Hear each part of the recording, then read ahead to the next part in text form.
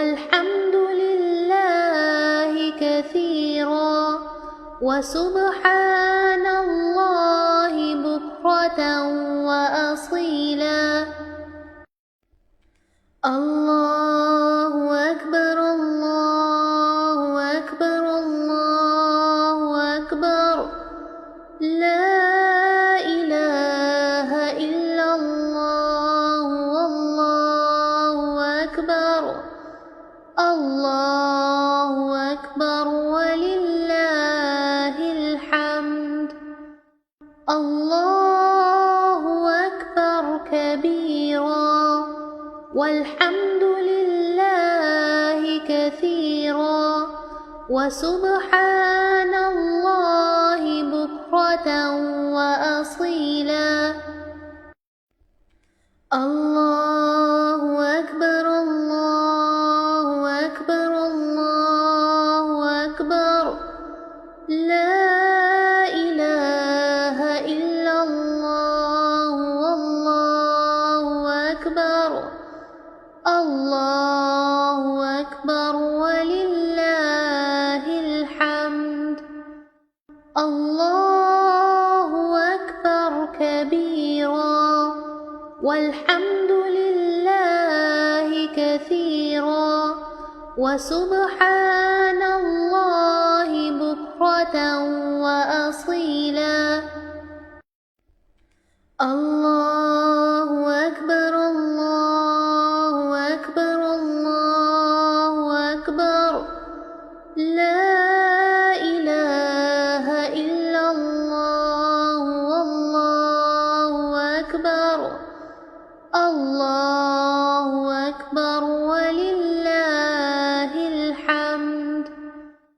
الله أكبر كبيرا والحمد لله كثيرا وسبحان الله بكرة وأصيلا.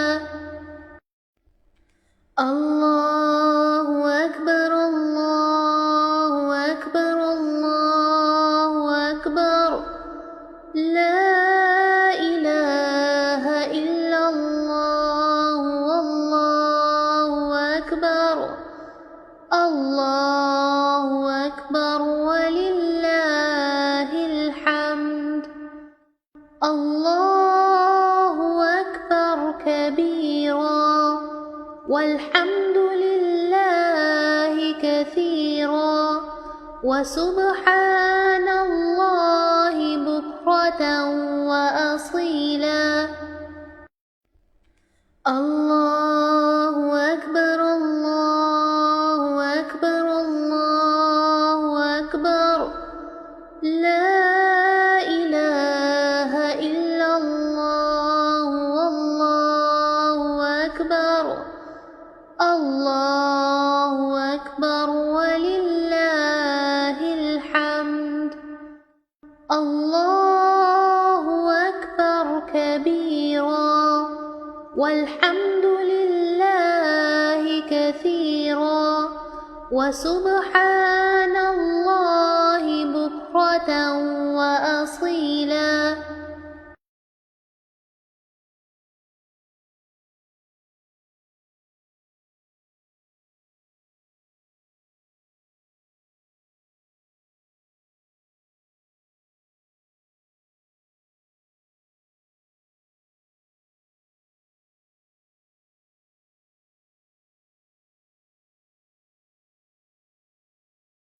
لبيك اللهم لبيك.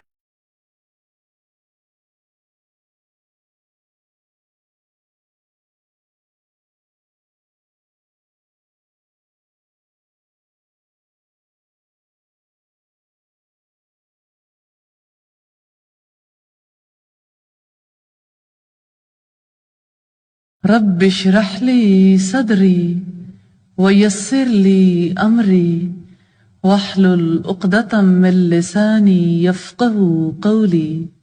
سورہ الفجر میں ارشاد ربانی ہے والفجر ولیال ناشر والشفع والوتر، قسم ہے فجر کی اور 10 راتوں کی اور طاق کی اور جفت کی۔ ان 10 راتوں سے کیا مراد ہے؟ مفسرین نے اس سے مراد ذوالحجہ کے 10 دن لیے ہیں۔ انسان کی فطرت ہے زندگی میں وہ ایسے دنوں کی تلاش میں رہتا ہے جو دن اس کی زندگی کا قیمتی اثاثہ بن جائے، جو دن اس کے لیے خوشیاں لے کر آئے، جو دن اس کے لیے معتبر بن جائیں۔ وہ دن کون سے ہوں؟ ہر ایک اس کا تعین اپنی مرضی، اپنی خواہش، اپنے معاشرے کے افراد کی مرضی سے کرتا ہے۔ اللہ نے ایک وسعت والے وقت کی قسم کھائی ہے۔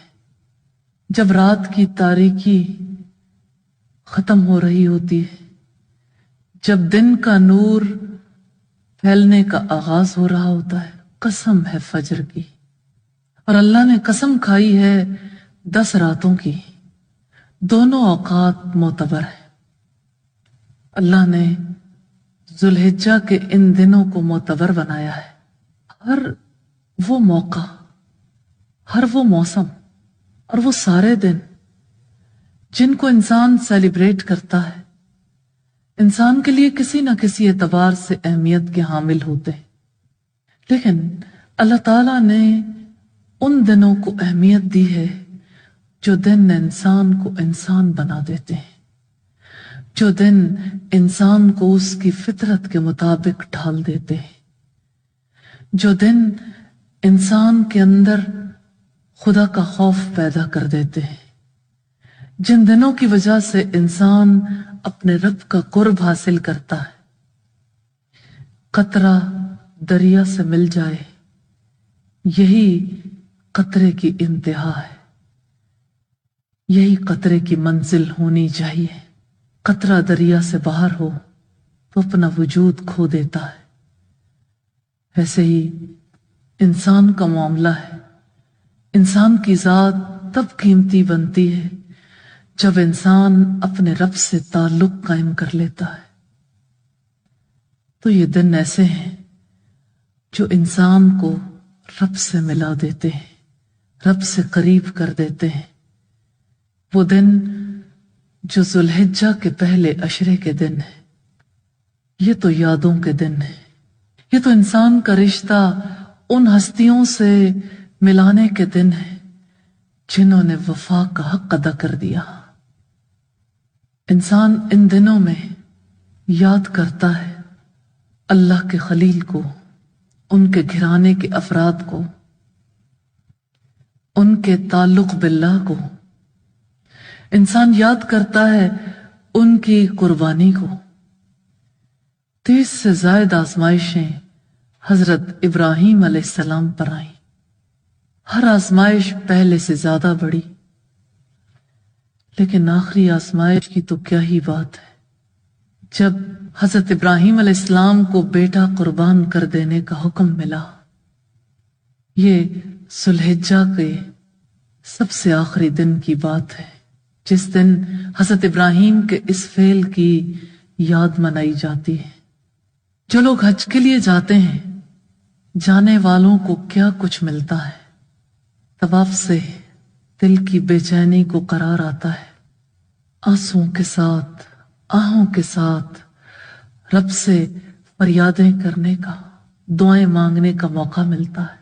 زمزم کا پانی پی کر ایمان کو تازہ کرنے کا موقع ملتا ہے۔ رب پر توکل کی یادگار ہے زمزم۔ جو اس پانی کو پیتا ہے روحانی اور جسمانی طور پر شفا حاصل کرتا ہے۔ عرفات جانا، منا کی راتیں، جمرات کو کنکریاں مارنا، ایک ایک فعل ایسا ہے جانے والا تو دامن بھر لے، پیچھے والے کیا کریں۔ جو جانے کی طاقت نہ رکھتے ہوں، کیا ان کے لیے بھی کوئی خیر ہے؟ کیا ان کے لیے بھی کوئی نیکی کا سامان موجود ہے؟ کیا ان کے لیے بھی کچھ قرب کی راہیں ہیں؟ کیا ان کے لیے بھی مواقع میسر ہیں؟ ہاں، اسی کی وضاحت کی ہے اللہ کے رسول صلی اللہ علیہ وسلم نے حضرت عبداللہ ابن عباس بیان کرتے ہیں رسول اللہ صلی اللہ علیہ وسلم نے فرمایا ما من ایام العمل الصالح فیہا احب الی اللہ عز وجل من هذه الایام، جس قدر اللہ عز وجل کو نیک کام ان دنوں یعنی عشرہ ذوالحجہ میں پسند ہے اتنا باقی دنوں میں پسند نہیں ہے۔ صحابہ نے عرض کیا یا رسول اللہ صلی اللہ علیہ وسلم، اللہ کی راہ میں جہاد کرنا بھی اتنا پسند نہیں ہے؟ آپ نے فرمایا جہاد فی سبیل اللہ بھی نہیں، البتہ وہ شخص جو اپنا مال اور اپنی جان لے کر اللہ کی راہ میں نکلا اور اس میں سے کچھ بھی واپس نہ لایا وہ اس سے بہتر ہے۔ یہ روایت ترمذی کی ہے۔ بہقی کی ایک روایت کے الفاظ یہ ہیں نیکی کا کوئی بھی کام عشرہ ذوالحجہ میں کیے جانے والے کام سے اللہ کے نزدیک نہ زیادہ پاکیزہ ہے نہ اجر و ثواب میں بڑھ کر ہے۔ حضرت جابر سے روایت ہے اللہ کے رسول صلی اللہ علیہ وسلم نے فرمایا اللہ کے نزدیک عشرہ ذوالحجہ سے افضل کوئی دن نہیں ہے۔ ایک آدمی نے عرض کیا یا رسول اللہ یہ زیادہ افضل ہے یا اتنے دن جہاد فی سبیل اللہ میں گزارنا افضل ہے؟ آپ نے فرمایا یہ دن جہاد فی سبیل اللہ سے زیادہ افضل ہے، البتہ وہ شہید جس کا چہرہ مٹی میں خاک آلودہ ہو گیا ہو وہ اس سے زیادہ افضل ہے۔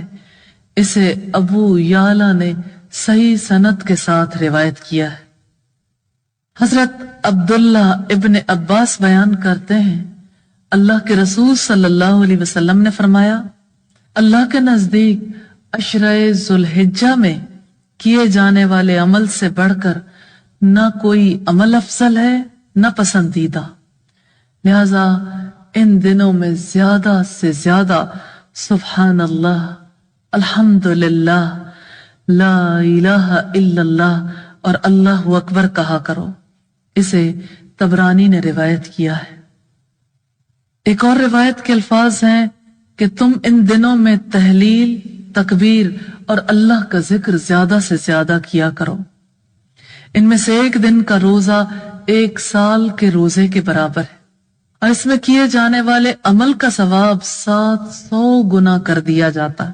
حضرت ابو ہریرہ سے روایت ہے کہ نبی صلی اللہ علیہ وسلم نے فرمایا اللہ کے نزدیک کوئی عمل عشرہ ذوالحجہ میں کیے جانے والے عمل سے زیادہ پسندیدہ نہیں ہے۔ ان میں سے ایک دن کا روزہ 1 سال کے روزوں کے برابر ہے۔ اسی لیے تو اللہ نے ان دنوں کی قسم کھائی ہے اور اللہ نے پیچھے رہنے والوں کو محروم نہیں رکھا۔ اب صلی اللہ علیہ وسلم نے فرمایا ایک رات کا قیام لیلۃ القدر کے قیام کے برابر ہے۔ یہ روایت ترمذی کی ہے۔ حضرت انس بیان کرتے ہیں عشرہ ذوالحجہ کے متعلق صحابہ کہا کرتے تھے کہ ہر دن 1000 دن کے برابر ہے اور عرفہ کا دن 10,000 دن کے برابر ہے۔ یہ روایت بہقی کی ہے۔ جب ذوالحجہ کا چاند نظر آئے کون سے عمل انسان کر سکتا ہے جو بہت پسندیدہ ہے؟ ذوالحجہ کا چاند نظر آ جائے تو ناخن نہ تراشنا، بال نہ کٹوانا مستحب ہے۔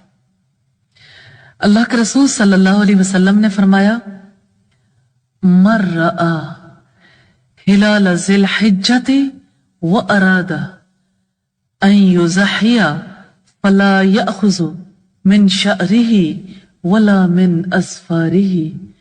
یہ روایت صحیح مسلم کی ہے۔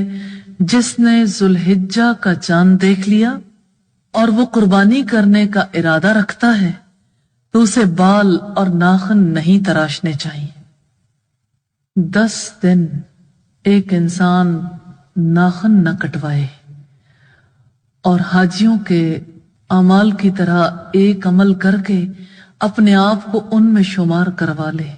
کتنے یہ ناخن ان دنوں میں ستاتے ہیں، لمحے لمحے انسان کو یاد آتا ہے حالانکہ عام دنوں میں انسان کو اتنی زیادہ اس چیز کی ٹینشن نہیں ہوتی، اتنا احساس نہیں ہوتا، لیکن ذوالحجہ کے دنوں میں بار بار ایک ہی خیال آتا ہے، اور اس خیال کے ساتھ انسان کا لنک پھر ان لوگوں کے ساتھ جا جڑتا ہے جو اللہ کے گھر کی زیارت کرنے کے لیے پہنچتے ہیں، اور پھر سینکڑوں برس پہلے گزر جانے والی شخصیت جو اللہ کو بہت محبوب تھی، اس شخصیت کے ساتھ ایک رشتہ جڑ جاتا ہے۔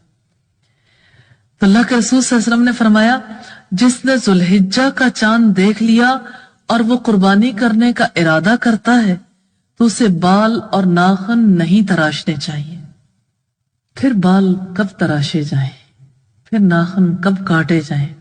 عید الاضحیٰ کی نماز پڑھ لینے کے بعد، قربانی کے بعد اپنے بال تراشنے چاہیے اور ناخن تراشنے چاہیے، اور جو قربانی نہیں کر سکتا، چاند دیکھنے کے بعد اگر حجامت نہ کروائے اور نماز عید کے بعد اگر وہ حجامت کرواتا ہے تو اسے قربانی کے برابر ثواب ملے گا۔ ایک صحابی نے اللہ کے رسول صلی اللہ علیہ وسلم سے عرض کیا، یا رسول اللہ، یہ بتائیے کہ اگر میں قربانی کا جانور نہ پاؤں اور کسی شخص نے دودھ پینے کے لیے مجھے بکری دے رکھی ہے، جو بکری مجھے واپس کرنی پڑے گی، تو کیا میں اس کی قربانی کر ڈالوں؟ آپ نے فرمایا نہیں، بلکہ تم نماز کے بعد اپنے بالوں، ناخنوں اور مونچھوں کو ترشوا لو اور زیر ناف بالوں کو صاف کر ڈالو تو تمہیں پوری قربانی کا ثواب مل جائے گا۔ یوں تو عشر ذوالحجہ کے سارے ہی دن بہت معتبر ہیں، لیکن عرفہ یعنی ذوالحجہ کی 9ویں تاریخ کی بہت فضیلت ہے۔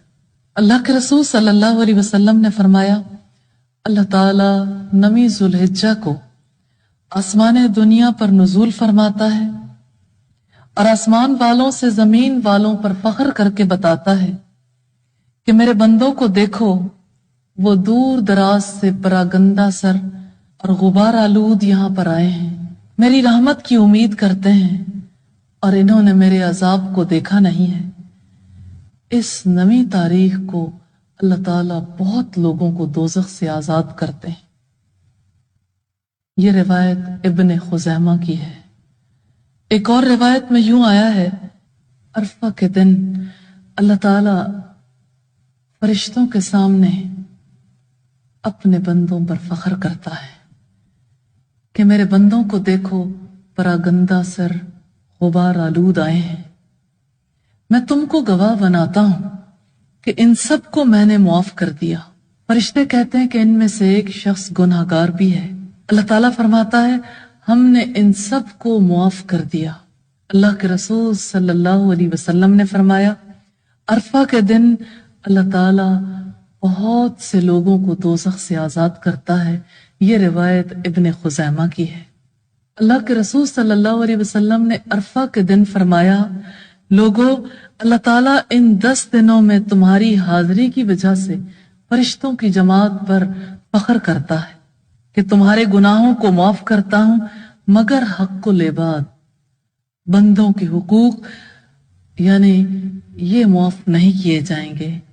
نیک لوگوں کی خطاؤں کو معاف کرتا ہوں اور نیکوں کے سوال کو پورا کرتا ہوں، اور مزدلفہ میں بھی اللہ تعالیٰ نیکوں کی مغفرت فرماتے ہیں اور ان کی سفارش کو قبول فرماتے ہیں۔ یہ روایت الترغیب کی ہے۔ یہ دن جب رحمتیں انسان کو اپنے گھیرے میں لے لیتی ہیں، جب اللہ کی بخشش انسانوں کا انتظار کرتی ہے، یہ دن ہے جن دنوں میں ایک انسان اپنے رب کا قرب حاصل کرتا ہے۔ ابن ماجہ اور الترغیب کی روایت میں ہے کہ ابلیس اور اس کی اولاد پہاڑوں پر چڑھ کر حاجیوں کو دیکھ کر پریشان ہوتے ہیں اور چلاتے ہیں۔ حضرت عباس روایت کرتے ہیں، اللہ کے رسول صلی اللہ علیہ وسلم نے عرفہ کی شام کو اپنی امت کے لیے مغفرت کی دعا فرمائی۔ اللہ تعالیٰ کی طرف سے جواب ملا، آپ کی تمام امت کو بخش دوں گا مگر ظالم اور حقوق العباد ادا نہ کرنے والوں کو معاف نہیں کروں گا۔ جب تک کہ ظالم سے مظلوم کو حق نہ دلا دوں۔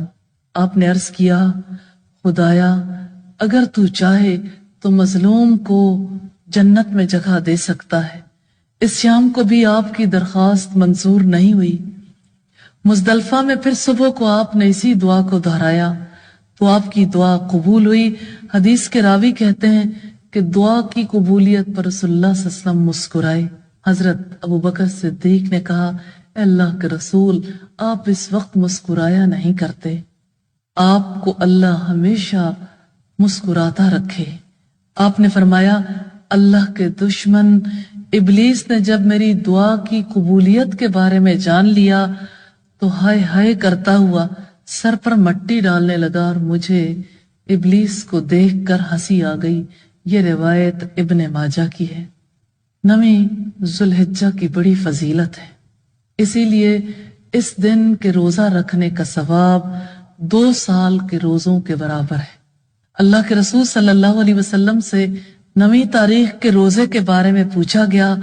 آپ نے فرمایا 2 سال کے گناہ معاف ہو جاتے ہیں، ایک گزشتہ سال کے اور ایک آئندہ آنے والے سال کے۔ لیکن چونکہ ایک روزہ رکھنا خلاف سنت ہے اس لیے 8ویں ذوالحجہ کا روزہ ساتھ میں شامل کر لینا چاہیے۔ عرفات کے میدان میں پہنچنے والوں کے لیے 9 ذوالحجہ کا روزہ رکھنا درست نہیں ہے۔ آپ صلی اللہ علیہ وسلم نے عرفات کے میدان میں جانے والوں کو روزہ رکھنے سے منع فرمایا۔ ذوالحجہ کے دنوں کی بڑی فضیلت، ان دنوں کو ضائع نہیں کرنا چاہیے۔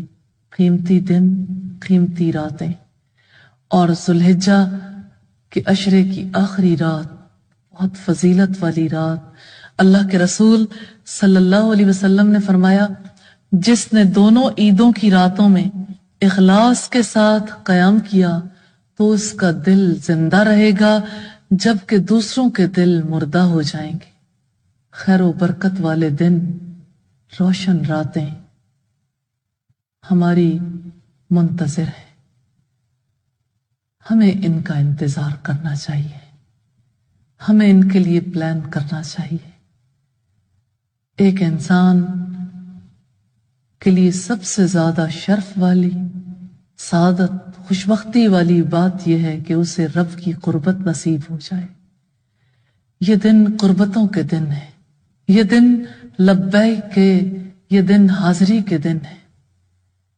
جو لوگ بیت اللہ میں حاضر نہیں ہو سکتے ان دنوں میں کثرت سے تسبیح کہہ کے، تحلیل کے ذریعے، تکبیر کے ذریعے اپنے آپ کو رب کی قربت کے لیے تیار کرنا چاہیے۔ ان دنوں میں کثرت سے صدقہ و خیرات کرنا چاہیے۔ نیکی کے جو اعمال ہیں سارے ہی اعمال کا درجہ بڑھا ہے۔ ان دنوں میں خاص فضیلت ہے 9 ذوالحجہ کے روزے کی۔ روزہ رکھنے کے ثواب سے محروم نہیں رہنا چاہیے۔ ان دنوں میں جس کے ساتھ زیادتی کی ہو ان سے معافی طلب کی جا سکتی ہے، اس سے پہلے کہ اللہ مظلوم کو حق دلوائے اور ہم سے دلوائے۔ ہمیں آگے بڑھ کر اپنے جرائم، اپنی خطاؤں، اپنی غلطیوں کی معافی مانگ لینی چاہیے۔ ان دنوں کو پہلے سے ہی بابرکت بنانے کی کوششیں کرنی چاہیے۔ حاضر ہونے کا دن جب آئے گا اس دن سے پہلے ہی لبیک اللہم لبیک کہہ دینا چاہیے، اس لیے کہ ہمارے لیے اس کے بغیر کوئی چارہ کار نہیں ہے۔ ہمیں مجبور ہو کر بھی حاضری دینی ہے اور دل کی خوشی کے ساتھ بھی۔ تو آئیے دل کی رضا کے ساتھ اللہ کے آگے اپنے آپ کو حاضر کر دیتے ہیں۔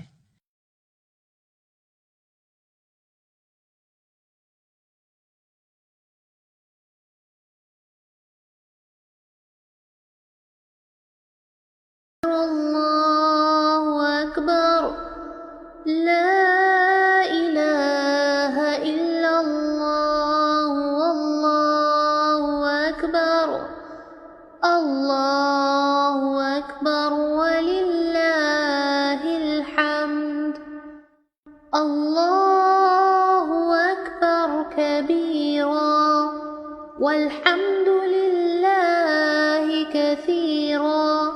وسبحان الله بكرة وأصيلا. الله أكبر الله أكبر الله أكبر. لا إله إلا الله والله أكبر. الله أكبر ولله الحمد. الله أكبر كبيرا والحمد لله كثيرا وسبحان الله بكرة وأصيلا.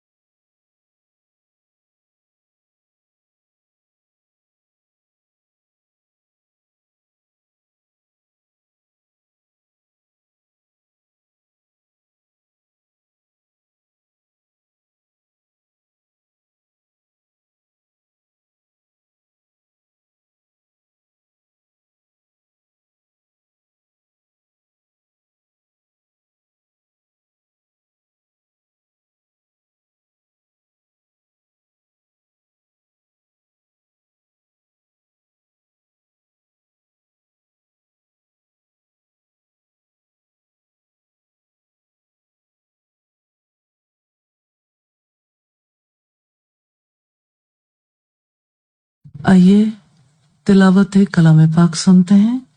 الحج أشهر معلومات فمن فرض فيهن الحج فلا رفث ولا فسوق ولا جدال في الحج وما تفعلوا من خير يعلمه الله وتزودوا فإن خير الزاد التقوى واتقون يا أولي الألباب. ليس عليكم جناح أن تبتغوا فضلا من ربكم فإذا أفضتم من عرفات فاذكروا الله عند المشعر الحرام واذكروه كما هداكم وإن كنتم من قبله لمن الضالين. ثم أفيضوا من حيث أفاض الناس واستغفروا الله إن الله غفور رحيم. فإذا قضيتم مناسككم فاذكروا الله كذكركم آباءكم أو أشد ذكرا. فمن الناس من يقول ربنا آتنا في الدنيا وما له في الآخرة من خلاق ومنهم من يقول ربنا آتنا في الدنيا حسنة وفي الآخرة حسنة ربنا آتنا في الدنيا حسنة وفي الآخرة حسنة وقنا عذاب النار. أولئك لهم نصيب مما كسبوا والله سريع الحساب. واذكروا الله في أيام معدودات فمن تعجل في يومين فلا إثم عليه ومن تأخر فلا إثم عليه لمن اتقى. واتقوا الله واعلموا أنكم إليه تحشرون. الحج أشهر معلومات فمن فرض فیہن الحج فلا رفث ولا فسوق ولا جدال فی الحج وما تفعلوا من خیر یعلمہ اللہ وتزودوا فإن خیر الزاد التقوى واتقونی یا اولی الالباب۔ حج کے مہینے مقرر ہیں۔ جو شخص ان مہینوں میں حج کرنے کا ارادہ کر لے تو اسے شہوانی تعلقات، نافرمانی کے کاموں اور جھگڑے سے بچنا چاہیے، اور جو نیک کام تم کرو گے وہ اللہ کے علم میں ہوگا، اور زاد راہ ساتھ لے لو، یقیناً بہترین زاد راہ تقوی ہے، اور اے عقل والو مجھ سے ڈرو۔ آیت کے حوالے سے توجہ طلب امور ہیں۔ نمبر 1 حج، نمبر 2 حج کے دوران لگائی جانے والی پابندیاں، لا رفث ولا فسوق ولا جدال فی الحج۔ نمبر 3 ہے نیکی کے کام، خیر، جس سے حج کو بھرپور ہونا چاہیے۔ نمبر 4 ہے تقوی، اور تقوی کا تذکرہ 2 بار کیا گیا۔ بہترین زاد راہ تقوی ہے، یعنی حج کرنے کے لیے اللہ سے ڈرنے والے دل کی ضرورت ہے، اور دوسری بات کہی گئی واتقونی یا اولی الالباب، اصول مقرر کر دیا زندگی کے لیے کہ اے عقل والو اللہ سے ڈرو، مجھ سے ڈرو۔ ہم ترتیب کے ساتھ اس پر گفتگو کریں گے انشاءاللہ۔ الحج اشہر معلومات، حج کے بارے میں پہلی بات کہ اس کے لیے مہینے مقرر ہیں، وقت کے تعین کے ساتھ حج کی عبادت فرض ہے۔ حج اسلام کے بنیادی ارکان میں سے ایک رکن ہے۔ اس عبادت سے اسلام کی تکمیل ہوتی ہے، دین کامل ہوتا ہے۔ اللہ رب العزت نے سورہ آل عمران کی آیت نمبر 97 میں فرمایا وَلِلَّهِ عَلَى النَّاسِ حِجُّ الْبَيْتِ مَنِ اسْتَطَاعَ إِلَيْهِ سَبِيلًا، لوگوں پر اللہ کا حق یہ ہے کہ جو اس گھر تک پہنچنے کی استطاعت رکھتا ہو وہ اس کا حج کرے۔ یہاں سے اس عبادت کی حیثیت کا پتہ چلتا ہے کہ یہ عبادت سب کے لیے کیا معنی رکھتی ہے۔ فوائد تو سبھی کے لیے ہیں، لیکن ہر ایک کے لیے جانا ممکن نہیں ہے، لہذا جو اس گھر تک پہنچنے کی طاقت رکھتا ہو، اور یہاں استطاعت سے کیا مراد ہے؟ مالی استطاعت بھی اور بدنی استطاعت بھی، یعنی صحت بھی۔ تو جو اس گھر تک پہنچنے کی استطاعت رکھتا ہو وہ اس کا حج کرے۔ تو حج کے بارے میں کچھ خاص باتیں، مثال کے طور پر ترمذی کی روایت ہے، اللہ کے رسول صلی اللہ علیہ وسلم نے فرمایا من مات ولم یحج فلیمت ان شاء یہودیا و ان شاء نصرانیا۔ حضرت علی سے روایت ہے، انہوں نے کہا کہ جس نے قدرت ہونے کے باوجود حج نہ کیا اس کے لیے برابر ہے یہودی ہو کر مرے یا عیسائی ہو کر مر جائے۔ تو یوں ہمیں پتہ چلتا ہے کہ حج فرض ہے اور استطاعت والے پر فرض ہے، لیکن اگر استطاعت والا استطاعت کے باوجود حج نہیں کرتا تو اس کا اسلام سے تعلق نہیں رہ جاتا۔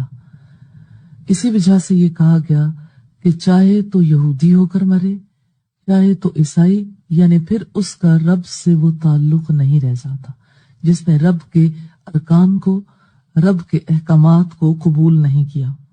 حج کب کب فرض ہے؟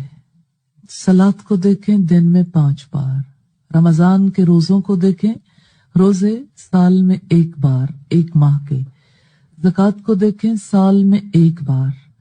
تو حج کیسا فرض ہے، زندگی میں ایک بار، زائد کوئی بھی کرنا چاہے پابندی نہیں ہے، لیکن زندگی میں ایک بار حج فرض ہے۔ حج ایسا فریضہ ہے جس کے بارے میں نبی صلی اللہ علیہ وسلم نے فرمایا، والحج المبرور لیس له جزاء الا الجنہ، حج مبرور کا بدلہ تو جنت ہی ہے۔ یہ روایت صحیح مسلم کی ہے، حدیث کا نمبر ہے 3289 3289۔ تو اللہ تعالیٰ کہتے ہیں فَمَنْ فَرَضَ فِيهِنَّ الْحَجَّ فَلَا رَفَثَ وَلَا فُسُوقَ وَلَا جِدَالَ فِي الْحَجِّ، جو کوئی اپنے اوپر حج فرض کر لے، یعنی ارادہ کر لے، یعنی عزم کر لے، پھر کچھ پابندیاں لگائی جا رہی ہیں۔ یہ پابندیاں اپنے علاقے میں ہوتے ہوئے نہیں لگیں گی، حج کے دنوں میں حالت احرام میں لگیں گی۔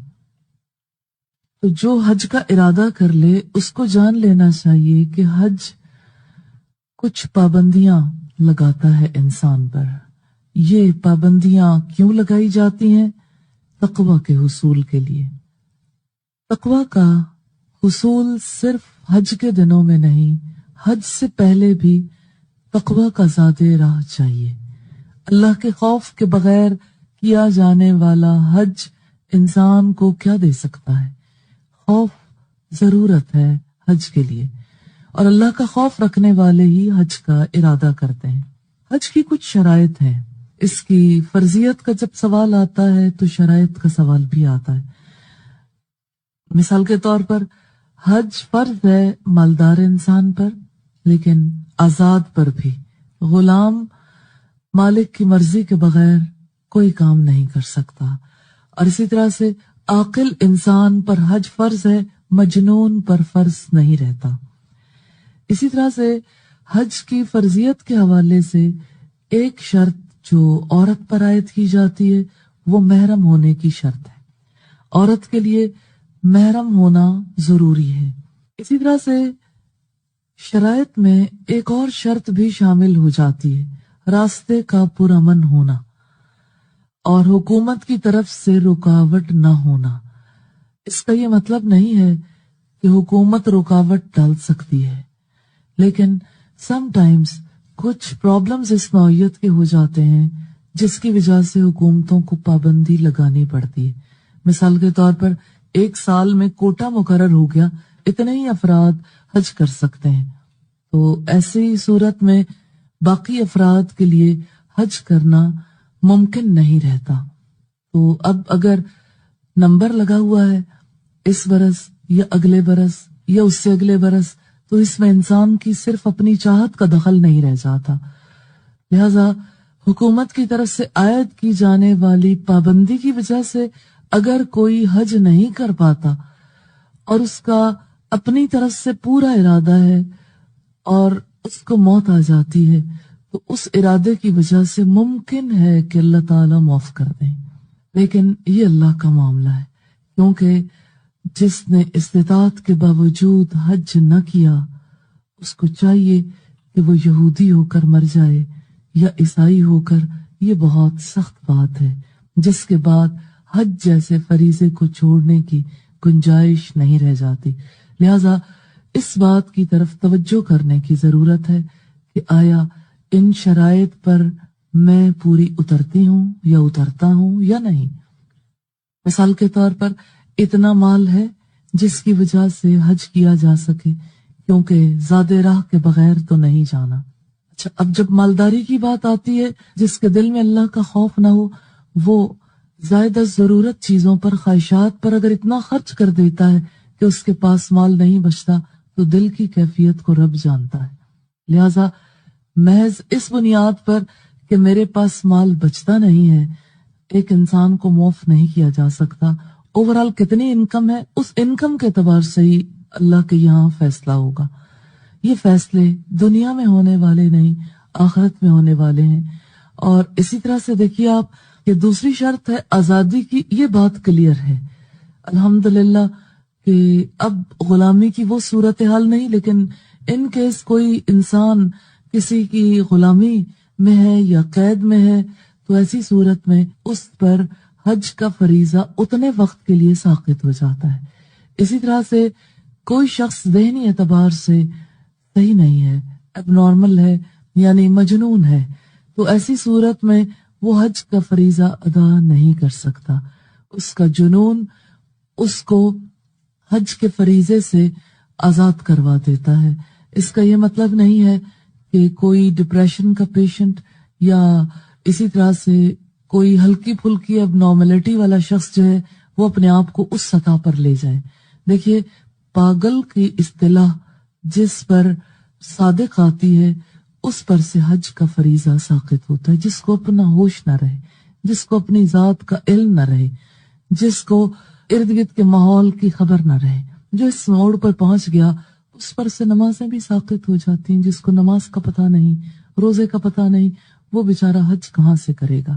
اسی طرح سے کوئی خاتون اگر یہ سمجھتی ہے کہ میرے ساتھ تو کوئی جانے کے لیے تیار نہیں ہے، کوئی محرم، اور اس طرح حج کا فریضہ مجھ پر عائد نہیں ہوتا، تو اپنے دل میں سوچ کر بیٹھ جانے کی وجہ سے فریضہ ساقط نہیں ہوتا۔ اس کے لیے کوشش کئی اینگل سے کی جا سکتی۔ مثال کے طور پر شوہر والی عورت جو ہے وہ اپنے شوہر کے ساتھ جا سکتی ہے، شوہر ایگریڈ نہیں ہے۔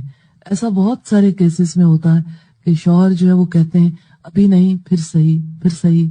اگر شوہر ایگریڈ نہیں تو دیکھیے، صرف شوہر کے ساتھ جانے کی شرط نہیں ہے، بھائی بھی، باپ بھی، بھانجا، بھتیجا، یا ساری فیملی کے محرم ختم ہو گئے۔ انسان اگر نیک نیتی سے ارادہ کرے اور فیملی والوں کو بھی موٹیویٹ کرے تو کتنے ہی مواقع پیدا ہو جاتے ہیں جس کی وجہ سے انسان کے لیے حج کرنے کی گنجائش نکل آتی ہے۔ اسی طرح سے راستے کا پرامن ہونا یہ شرط ہے۔ بعض اوقات کسی ملک پر جنگ مسلط ہو جاتی ہے، بعض اوقات حالات جو ہیں وہ ایسے ہو جاتے ہیں کہ انسان کتنا ہی پختہ ارادہ رکھتا ہو لیکن راستے کا امن خراب ہونے کی وجہ سے وہاں تک پہنچ نہیں پاتا، تو اس کی نیک نیتی کی بنا پر اللہ تعالیٰ ممکن ہے اسے معاف کر دیں۔ لیکن ایک انسان اگر اپنی جگہ بیٹھ کر خود ہی سے ازیوم کر لیتا ہے کہ آج کل کے حالات تو اجازت نہیں دیتے، تو اس طرح کی کوئی بات، کوئی غلط فہمی، کوئی وسوسہ حج کے فریضے کو ساقط نہیں کرتا۔ اسی طرح سے حکومت کی طرف سے رکاوٹ ہونے کی ہم نے بات کی کہ اگر ایک انسان اپلائی ہی نہیں کرتا حج کے لیے اور اپنی طرف سے یہ سوچتا ہے کہ پتہ نہیں کب نمبر آئے، تو ظاہر ہے کوئی نمبر میں لگنا چاہے گا تو نمبر آئے گا۔ اب تو یہ پرابلم بھی کافی حد تک سالو ہو گیا، اس لیے کہ فقط گورنمنٹ سکیمز کے تحت لوگ نہیں جا رہے بلکہ پرائیویٹ گروپس کے ساتھ بھی جانا ممکن ہو گیا۔ تو ایک انسان اگر نیت کر لے تو اللہ راستے نکال دیتا ہے، پختہ ارادہ کرے تو اللہ تعالیٰ راستے نکال دیتا ہے۔ بس اس بات کو ذہن میں رکھیے کہ اسلام کا بنیادی رکن ہے، اسلام اس کے بغیر مکمل نہیں ہوتا، اس لیے اس فریضے کی ادائیگی کے لیے سب سے پہلا کام ہے خالص دل کے ساتھ نیت کر لینا۔ نیت ہو جائے، اسباب پیدا ہونے شروع ہو جاتے ہیں۔ ارادہ ضرور کر لینا چاہیے کیونکہ ارادہ دل کا فعل ہے اور ارادے پر ثواب ملتا ہے۔ اگرچہ ایک انسان اس کام کو انجام دینے میں کتنا ہی وقت لگا دے، یعنی مجبوریوں کی وجہ سے، مالی مشکلات کی وجہ سے یا دیگر مجبوریوں کی وجہ سے اسے موقع نہیں مل پا رہا، لیکن پختہ ارادہ اور اللہ سے دعائیں اور اپنی طرف سے کوشش اگر جاری ہے تو ایسی صورت میں اللہ کی طرف سے اجر کا سلسلہ بھی جاری رہے گا اور پکڑ سے بھی ایک انسان بچ جائے گا۔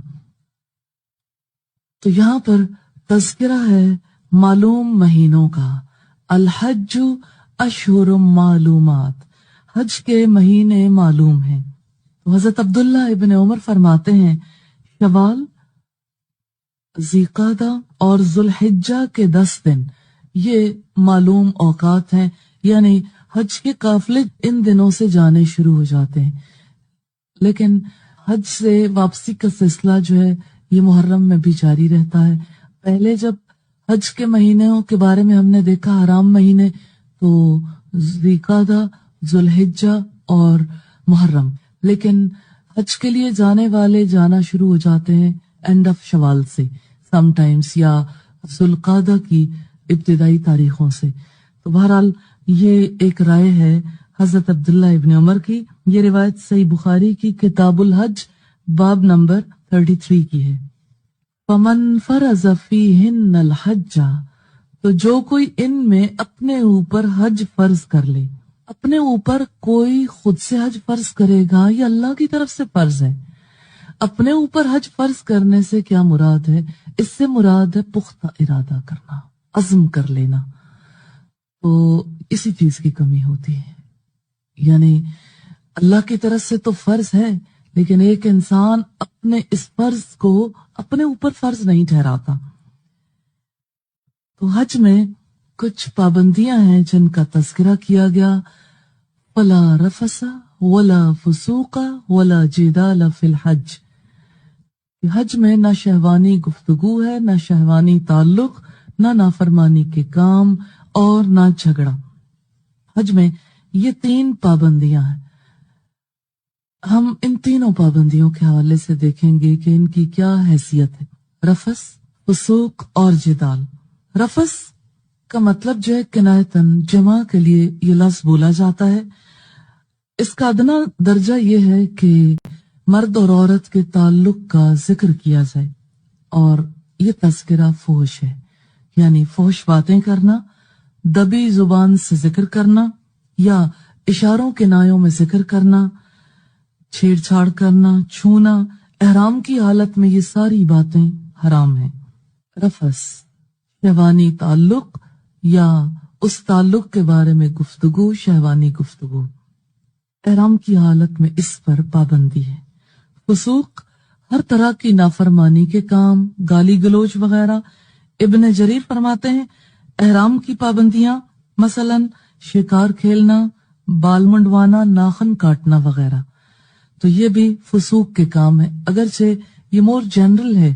فسق کے کام یعنی کوئی بھی نافرمانی کا کام آتا ہے لیکن خاص کام، شکار نہیں ہو سکتا، ناخن نہیں کٹوا سکتے، بال نہیں منڈوائے جا سکتے۔ اسی طرح تیسری چیز ہے جدال۔ جدال کا مطلب ہے جھگڑا، آپس میں جھگڑنا، ایک دوسرے کو غصہ دلانا، گالیاں دینا وغیرہ۔ اچھا آپ دیکھیے گا کہ بعض اوقات ایک انسان خود جھگڑا نہیں کرتا لیکن دوسرے کو اتنا غصہ دلا دیتا ہے کہ وہ جھگڑے پہ اتر آئے، تو یہ بھی جدال ہی کے زمرے میں آتا ہے کہ ایک انسان نے دوسرے کا حج خراب کرنے کے لیے کوشش کی۔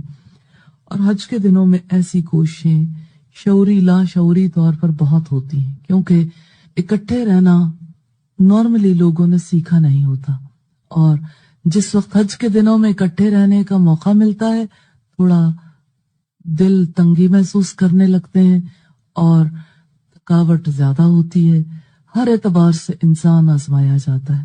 ان دنوں میں ایک دوسرے کی باتیں لوگوں کو عام طور پر چبھنے لگتی ہیں، لہذا اگر اللہ کا خوف یہیں سے ساتھ لے کر جائیں گے تو انسان کے دل کے اندر چبھن نہیں ہوتی، لیکن اگر ایک انسان غافل کا غافل اپنے گھر سے چلا گیا تو پھر ان تینوں کاموں کے مواقع بہت ہیں، کیونکہ شیطان مہمیز لگاتا ہے، وسوسے ڈالتا ہے، انسان کو اس طرف مائل کرنے کی کوشش کرتا ہے۔ تو یہ 3 پابندیاں ہیں اور پابندیوں والا حج ادا کرنے کی بڑی فضیلت ہے۔ حضرت ابو ہریرہ سے سنا گیا کہ نبی صلی اللہ علیہ وسلم نے فرمایا، جس شخص نے اللہ کے لیے اس شان کے ساتھ حج کیا کہ نہ کوئی فحش بات ہوئی نہ کوئی گناہ، تو وہ اس دن کی طرح واپس ہوگا جیسے اس کی ماں نے اسے جنا تھا۔ یہ روایت صحیح بخاری کی ہے، حدیث کا نمبر ہے 1521 1521۔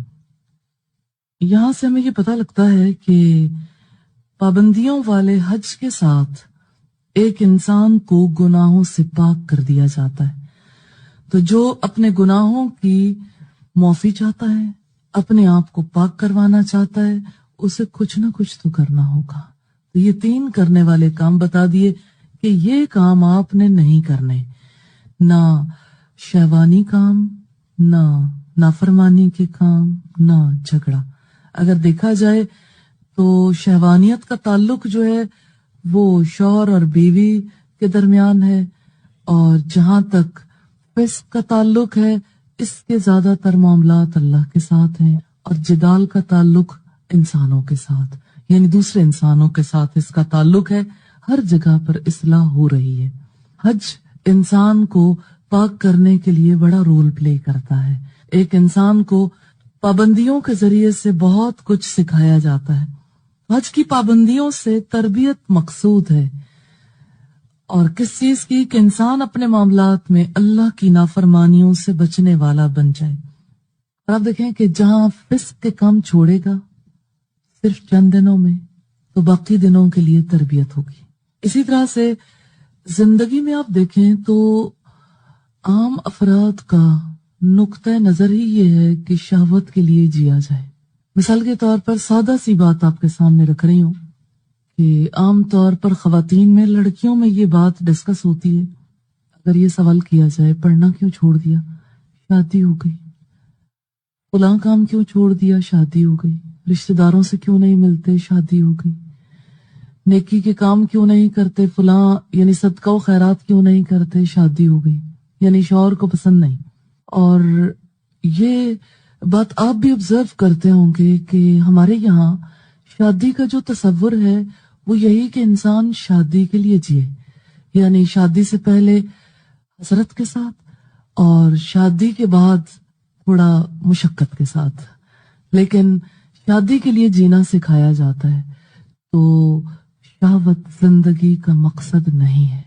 حج کے دوران اس چیز کی ٹریننگ ہوتی ہے کہ انسان شہوت کے لیے نہیں، زندگی کے مقصد کو پورا کرنے کے لیے جیے۔ زندگی کا مقصد محض شادی نہیں ہے، یہ تو انسان کے نارمل رہنے کے لیے ایک طریقہ کار ہے جو رب نے بتا دیا۔